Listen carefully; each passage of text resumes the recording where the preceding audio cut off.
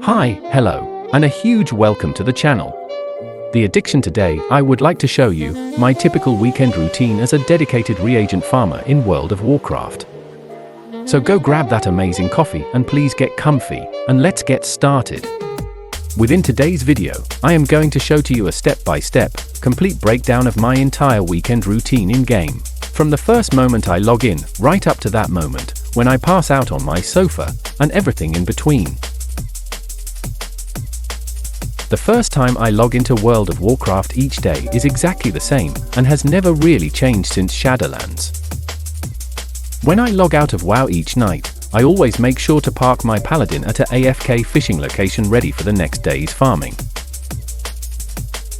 So every day I log in, I start the day at one of my 3 favorite AFK fishing locations. I have come to call this period the warm-up hour. For the first hour I will spend time AFK fishing, while enjoying a gorgeous cup of coffee, and deciding what my game plan will be for that day. Using the add-on called Bagnon, which is a very powerful tool and must-have for any farmer. But using this add-on, I am able to open and look at all my characters, what they have within their bags and guild banks across my entire account without the need to actually log over to each of them. So I start my day with some AFK fishing, as I look through my characters and guild banks. This way I am able to come up with a game plan for the day on what I will be farming. While fishing and making gold as I do so, starting my day, straight into a farm and no downtime from the moment I log in. I do not need to concern myself with any auction house prices because I am not selling any reagents as of yet. Instead, everything I farm goes straight to one of my guild banks to be stored. This process makes picking a farming location extremely easy for me now, because I am not chasing price tags or gold, just the actual reagent itself. I will tend to look through my banks, and generally decide to farm reagents I have the least amount of, and go from there. Please do not be alarmed, I am not wasting your time here, I promise. But I am RP walking through Stormwind, only to help me illustrate and highlight one key area when it comes down to making gold in game. Some players in the farming community call this convenience, others use the term laziness. Whatever the case may be, I just call it free gold, plain and simple, as that is exactly what it is, free gold. This is one of the oldest vendor flips in game to date, which still makes me a nice chunk of gold each week on the side for hardly doing anything at all. I class this as a passive farm, and simply restocking and posting is all that is required, which does not cost much in the way of time and gold spent on this quick and simple method. I tend to buy around 20k in threads, silk, and some of the different colored dyes, which I will then send to my basic vendor flip trade character to sell for me. As I stated, this well-known and classic vendor flip is simply free gold. I will only repost these items maybe twice a day, and I am still able to make a nice chunk of gold for hardly doing anything at all. So is this convenience or laziness? I will let you be the judge on this one.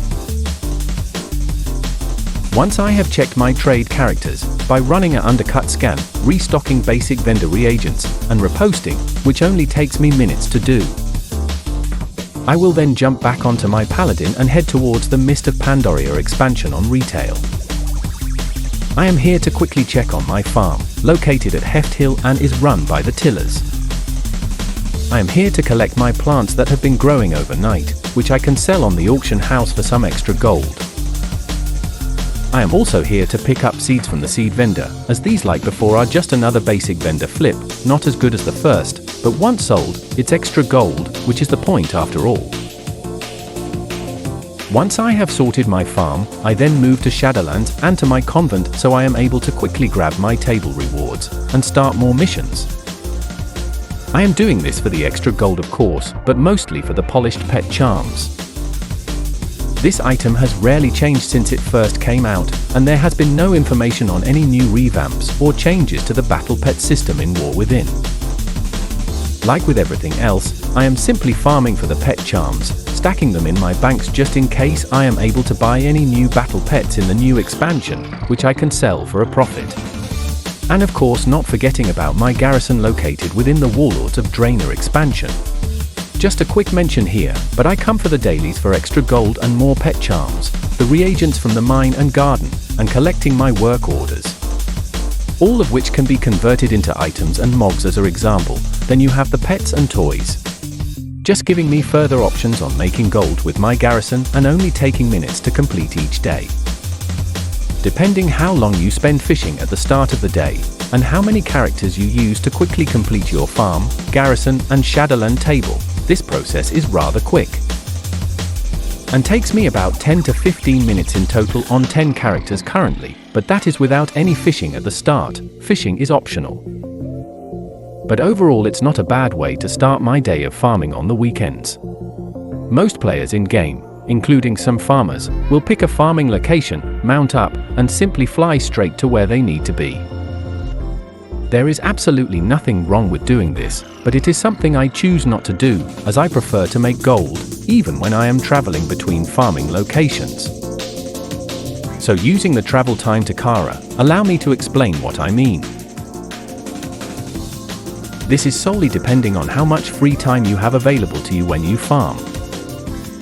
But when I travel to a farming location, raid, dungeon or open world location, I like to farm as I go. I am already en route to Kara to farm, so it just makes more sense to me to actually farm as I travel. I am able to obtain more reagents to sell, maybe some decent recipes or zone drops like rare mogs, whatever the case may be. It just makes sense to farm as you travel, as it's just more gold in the long run, and the whole reason why most of us farm. After completing a 10-run lockout in Kara, I now have 1 hour to kill before I can farm within a raid or dungeon again. As I am right next door to the blasted lands, this would be a great time to check on the zone rare mobs, and see if I get lucky with any crystals or fragments, as these quest items always sell and have good prices, and doing a full lap of the zone hardly takes any time at all. This footage has been speeded up, but I want to leave this running quickly, just to prove how fast one full loop, killing all the rare mobs can actually be, taking only a couple of minutes in total. And can be done faster if I was to use dragon riding. The point is to collect the crystals and fragments which drop from the rares as well as any transmog items too, making this a rather decent gold maker for hardly any time spent farming. The thinking and thought process behind my way of farming is to limit as much downtime as possible, always doing something that can make me gold. When I am on a raid or dungeon lockout after every 10 runs, I tend to head straight for the closest open world reagent and item farming locations. I will normally farm these areas until I am able to farm raids and dungeons again once the lock timer has dropped off, and allowing me not to waste any time. So with that being said, here is a small montage of all the different farms and locations I used over the weekend. Anytime I hit the 10-run lockout, I decided to continue farming using one of the many open world farming locations, or I would park my characters and run some reagent flips and prospecting.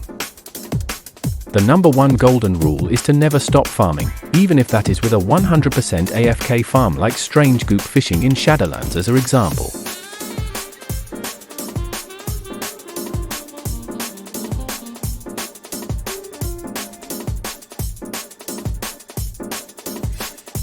Dreamleaf farming in Darkheart Thicket, just because like with the Black Temple Motive Water Farm, this dungeon also has a broken drop rate but on Dreamleaf. Walking away with some large amounts every 10 runs, which takes around 20 minutes. Static mogs farming using the Looterang in Desolace, as well as farming for heavy leather, turtle scales, and clams in Maraudon. Using the prospecting and cloth shuffles as I wait for my lockout timers, and taking a small break. Turning all cloth into bolts, then cheap gear I can disenchant for reagents I can use to make enchants or simply to sell raw on the auction house. The key factor here is no downtime on making gold even when I am taking a break. Hopefully saving some bronze on the remix by killing world bosses I do not have yet. If I get them on retail before the remix is over, then it will save me a nice chunk of bronze to spend elsewhere. That is the plan at least.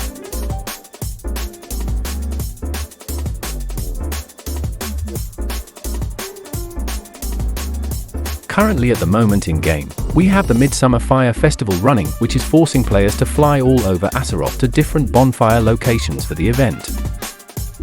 This is a prime example of farmers being able to link farming with the current event. As you are already flying around the world to the different bonfires, why not visit the different time-limited vendors, rare mobs, and chests along the way? Maximizing your time, not only with the event, but making gold as you go. Picking up any chests, killing any rares, visiting the different vendors for recipes and so forth. You may not think it's worth the effort, but the extra options and possible gold you could earn from these can add up over time. On screen now is just a quick side-by-side view of the bonfires located around the Eastern Kingdoms, as well as the map showing locations on rare mobs, vendors and chests. So it just makes sense to visit these as you go to each bonfire. You never know, you may get lucky with some decently priced mogs. You never know till you try. As we all know, the new expansion will go live on August the 26th, bringing many new cool features like the new account-wide banks. Please be aware that the total cost for this new bank with all the tabs unlocked will cost us 3.1 million in gold. But please understand that you simply do not need to pay this amount straight away in order to use this new feature. You can simply take your time when buying the tabs, maybe plan ahead and farm enough gold to unlock each tab as an example. Paying 3.1 million gold right away is just not mandatory or needed, so please, do not put yourself under any stress to get the gold before the new expansion goes live. Due to the European football taking place in Germany, I have been extremely busy with my work life because of this. But I am a dedicated reagent farmer in World of Warcraft and will always find the time to farm on my downtime. I must have only spent around 5 hours this weekend farming, and this is what I was able to obtain in that time. Using the add-on called Bag Appraiser. You can clearly see just how much gold everything I have in my bags currently is worth. That total figure only being 223k gold is one reason why I am not selling reagents. The markets at the moment are just horrible full stop, and I would only be losing gold if I was to sell now, even if there was no new expansion coming. I just simply would not sell anything at these prices, so this is one reason as to why I am stack and saving everything I farm. I am just really looking forward to that day when I can finally sell everything, because right at this second, I have no space. And I am really considering converting my recipe guild bank into another reagent bank, as I really do not want to make more bank characters just for now. So this was my typical weekend routine farming for reagents in WoW. I really do hope you found this useful, and it gives you some ideas on what you could be possibly farming. If I have given you even the slightest glimmer of inspiration into farming, then I am extremely happy with that and call that mission complete.